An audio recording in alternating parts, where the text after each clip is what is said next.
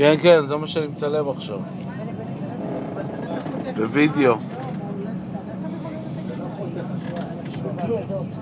זה כלום, זה מסודר. בפרופלו בברזיל, הכל תקשורת. מצלם את זה בווידאו.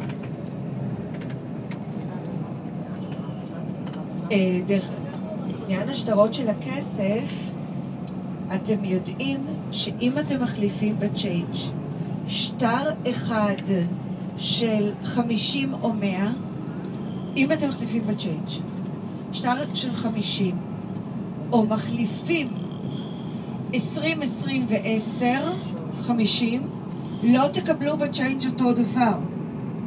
על שטרות של 50 ושל 100, מקבלים שער יותר גבוה מאשר על השטרות הקטנים, אוקיי?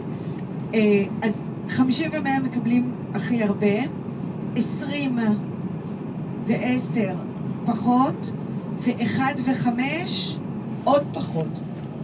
התאילנדים על 1 ו-5 לא מסתכלים בכלל, לא בקטע בכלל.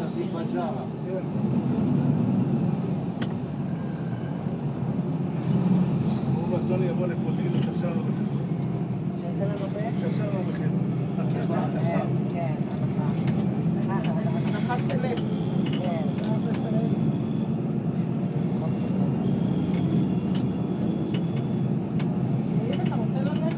כן, למה לא?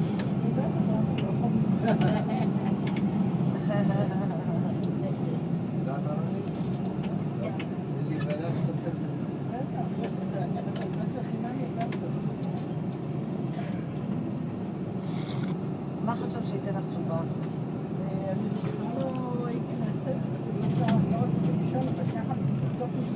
כן. אולי אתה לא רוצה. כן, ממש. אין כמה עולה דירה, משום שיש כאלה שגרים הנה, תסתכלו פה פנימה. פחונים.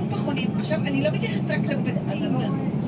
אני מתייחסת, תקשיבו, תסתכלו, אתם רואים פה בפנים? עוד יותר גרוע, זה עוד טוב. ומה שאתם רואים, כמו סוגר של חנות, מה? רגע, זה כמו בית, אוקיי? שנייה אחת. לא, זה לא כמו, זה הדירה. אתם רואים בית עסק כזה, זה הבית, מאחורנית יש את המיטה.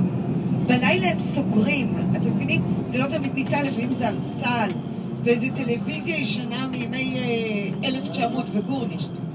ככה. עכשיו, סקרנתי אתכם על איך משלמים מיסים.